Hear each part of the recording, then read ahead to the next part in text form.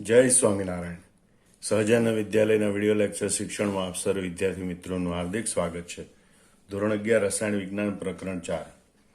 આજના લેક્ચરમાં આપણે હાઇડ્રોજન અણુને આણ્વિક કક્ષકવાદના આધારે સમજીશું, અથવા તેમ કહેવાય કે હાઇડ્રોજન અણુની આણ્વિક ઇલેક્ટ્રોન રચના વિશે સમજીશું. કોઈ પણ અણુને આણ્વિક કક્ષકવાદના આધારે સમજાવે અથવા તો એની આણ્વિક ઇલેક્ટ્રોન રચના સમજાવે તો પહેલા 3 સ્ટેપ તો ફોલો કરવાના. નંબર 1, હાઇડ્રોજન પરમાણુની ઇલેક્ટ્રોન રચના લખવાની. હાઇડ્રોજનનો પરમાણુ ક્રમાંક 1, એમાં 1 ઇલેક્ટ્રોન હોય એટલે હાઇડ્રોજન પરમાણુની ઇલેક્ટ્રોન રચના 1s1 છે.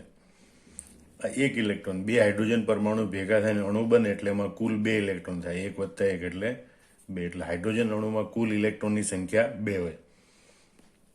ત્રીજું સ્ટેપ હોય છે એનો આણ્વિક કક્ષક ચિતાર દોરવાનો. તો એ આજુબાજુ તમારે પહેલા હાઇડ્રોજન પરમાણુની કક્ષકો દોરવાની. હાઇડ્રોજન પરમાણુમાં એક જ કક્ષક હોય, 1s કક્ષક હોય, અને ચોરસ દોરો અથવા તો વર્તુળાકાર દોરો. હાઇડ્રોજન પરમાણુની 1s કક્ષકો છે, એ બંનેમાં 1 ઇલેક્ટ્રોન હોય. 2 પરમાણુ કક્ષકો છે સંમિશ્રણ પામે, એના પરિણામ સ્વરૂપે 2 આણ્વિક કક્ષકો બને. એક આ બંને કક્ષકો કરતાં ઓછી ઉર્જા ધરાવતી σ1s કક્ષક બને, અને બીજી આ બંને કરતાં વધુ ઉર્જા ધરાવતી σ*1s બને. અહોમના નિયમ પ્રમાણે આ બંને ઇલેક્ટ્રોન આણ્વિક કક્ષકમાં 2 ઇલેક્ટ્રોન ભરવાના છે. H2 અણુ એની આણ્વિક કક્ષકો, તો એમાં તો 2 ઇલેક્ટ્રોન ગોઠવાના. તો બંને ઇલેક્ટ્રોન અહોમના નિયમ પ્રમાણે ઓછી ઉર્જા ધરાવતી σ1s કક્ષકમાં ગોઠવાય. એટલે ઇલેક્ટ્રોનની ગોઠવણી આ પ્રમાણે થશે, σ1s, અને માટે H2 અણુની ઇલેક્ટ્રોન રચના થશે σ1s2. આ એની ઇલેક્ટ્રોન રચના યાદ રાખજો, બરોબર. એટલે પહેલા પરમાણુની ઇલેક્ટ્રોન રચના લખવાની 1s1, પછી કુલ ઇલેક્ટ્રોનની સંખ્યા લખવાની 2, પછી આ રીતે આણ્વિક કક્ષક ચિતાર દોરવાનું. એની મદદથી માલુમ પડે કે હાઇડ્રોજન અણુમાં 2 ઇલેક્ટ્રોન છે એ σ1s કક્ષકમાં ગોઠવાય. માટે H2 અણુની ઇલેક્ટ્રોન રચના σ1s2 થાય છે. હવે આપણે જોઈએ H2 અણુમાં બંધ ક્રમાંક.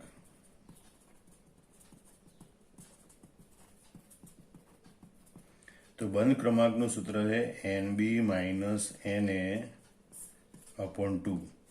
Nb એટલે બંધકારક ઇલેક્ટ્રોનની સંખ્યા. આ સિગ્મા પ્રકારની કક્ષક σ1s એ બંધકારક છે, આ બંધ પ્રતિકારક છે. બંધકારકમાં 2 ઇલેક્ટ્રોન, બંધ પ્રતિકારકમાં 0 ઇલેક્ટ્રોન ભાગ્યા 2, 2 ભાગ્યા 2 બરાબર 1. આમ હાઇડ્રોજન અણુમાં બંધ ક્રમાંક 1 છે, એનો મતલબ કે H બોન્ડ H, 2 હાઇડ્રોજન પરમાણુ વચ્ચે એકલ બંધની રચના થાય છે, બરોબર. બીજું ચુંબકીય ગુણધર્મ જોવાનો હોય.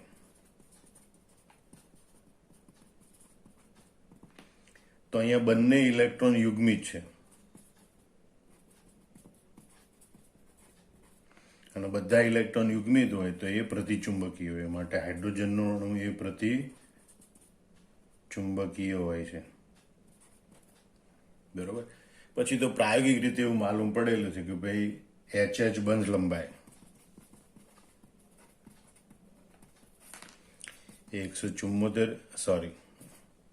74 પિકોમીટર હોય છે, અને એની બંધ ઉર્જા 438 કિલોજૂલ પ્રતિ મોલ હોય છે.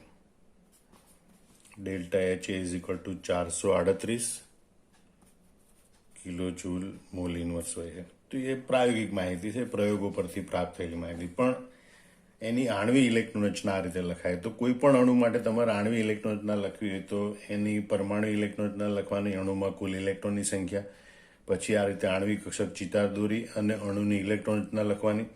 અને જો આણ્વિક કક્ષકોનો ક્રમ માલુમ હોય તો આ દોર્યા વગર પણ તમે આણ્વિક ઇલેક્ટ્રોન રચના લખી શકો. પછી બંધ ક્રમાંક દર્શાવવાનો, અને પછી એનો ચુંબકીય ગુણધર્મ દર્શાવવાનો, અને બીજી કોઈ વિશિષ્ટતા હોય તો એ લખવાની હોય, બરોબર. તો આ આપણે જોયું H2 અણુની ઇલેક્ટ્રોન રચના. હવે આપણે H2+ અને H2- એની ઇલેક્ટ્રોન રચના જોઈએ. પ્રથમ જોઈએ આપણે H2+ માટે. તો H2+ એ શેનું બનેલું હોય? એક હાઇડ્રોજન પરમાણુ અને એક હાઇડ્રોજન ધન આયનનું બનેલું હોય. તો હાઇડ્રોજન પરમાણુની ઇલેક્ટ્રોન રચના 1s1 અને H+ એમણે આ ઇલેક્ટ્રોન ગુમાવી દીધેલો છે એટલે એની ઇલેક્ટ્રોન રચના 1s0 થાય. બરોબર. હવે આપણે એની આણ્વિક ઇલેક્ટ્રોન રચના દોરીએ. આપણે આ હાઇડ્રોજન પરમાણુ માટે છે. 1s કક્ષકમાં એક ઇલેક્ટ્રોન છે. આ હાઇડ્રોજન આયન માટે છે. એમાં એક પણ ઇલેક્ટ્રોન નથી. H+ 1s0 છે અને H2+ આણ્વીય આયન એની ઇલેક્ટ્રોન રચના આપણે લખવાની છે. તો એનાથી એક બંધકારક કક્ષક બને, એક બંધ પ્રતિકારક આણ્વિક કક્ષક બને. આ સિગ્મા 1s, આ સિગ્મા સ્ટાર 1s.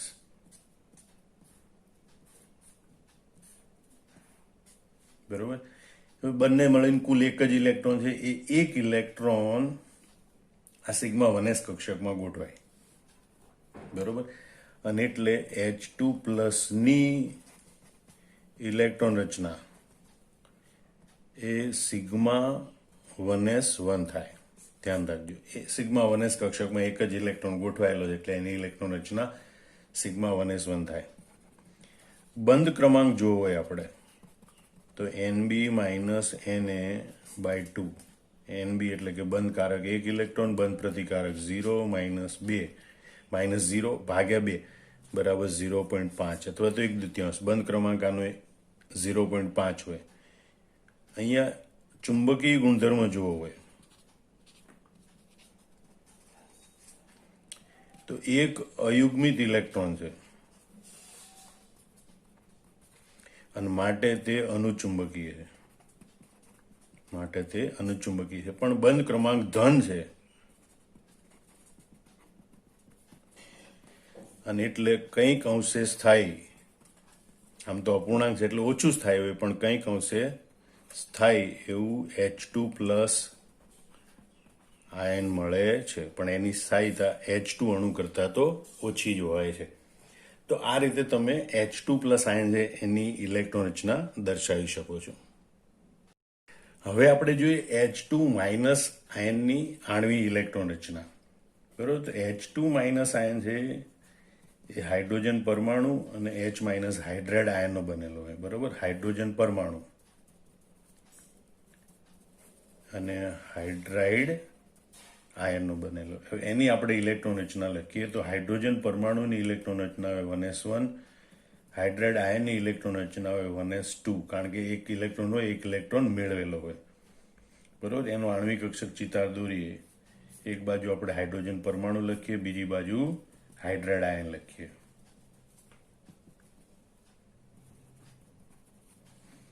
હવે એની એક બંધકારક આણ્વિક કક્ષક બને, એક બંધ પ્રતિકારક આણ્વિક કક્ષક બને. બંધકારક આણ્વિક કક્ષક sigma 1s, sigma star 1s. Hydrogen પરમાણુ છે એમાં એક ઇલેક્ટ્રોન છે. હાઇડ્રાઇડ આયન છે એમાં 2 ઇલેક્ટ્રોન. ટોટલ 3 ઇલેક્ટ્રોન છે. બરોબર.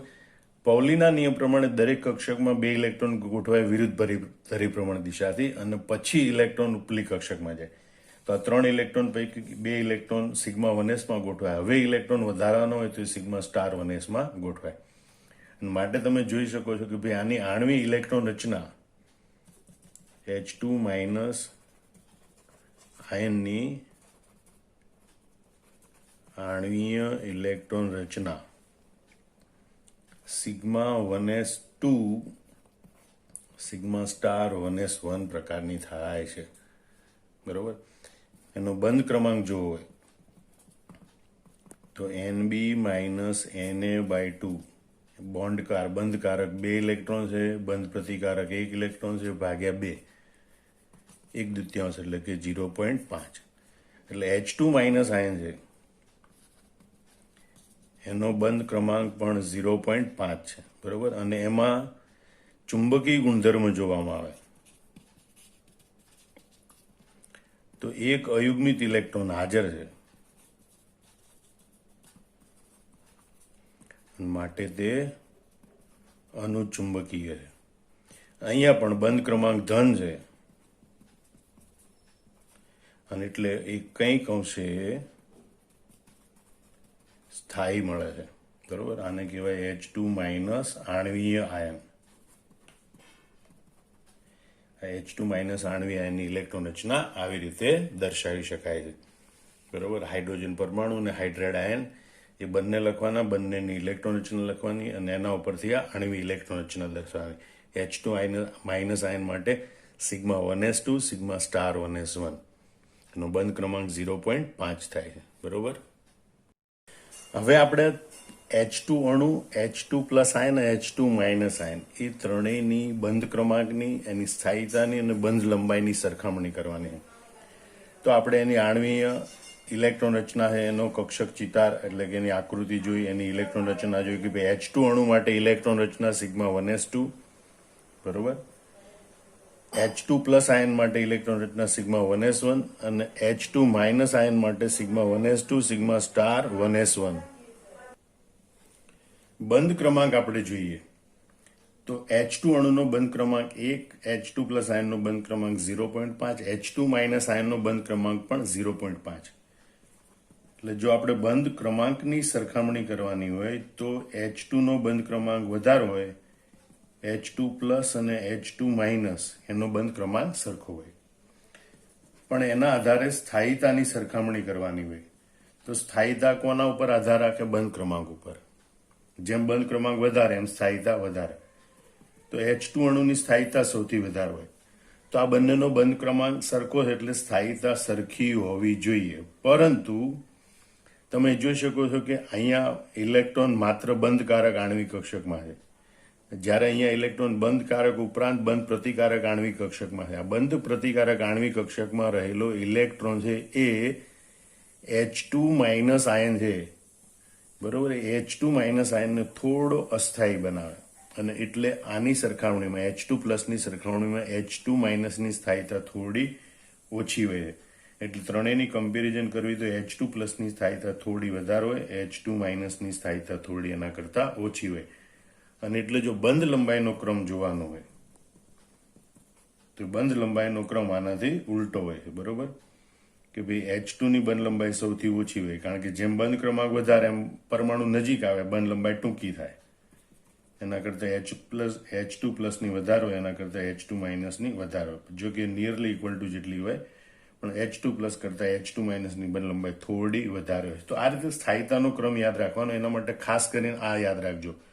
અહીંયા માત્ર બંધકારક આણ્વિક કક્ષકમાં ઇલેક્ટ્રોન છે, પણ એ બંધ પ્રતિકારક આણ્વિક કક્ષકમાં રહેલો ઇલેક્ટ્રોન છે H2 માઇનસ આયનને થોડી અસ્થાયીતા આપે H2 પ્લસની સરખામણીમાં. અને એટલે H2 માઇનસની સ્થાયીતા H2 પ્લસ કરતાં થોડી ઓછી હોય.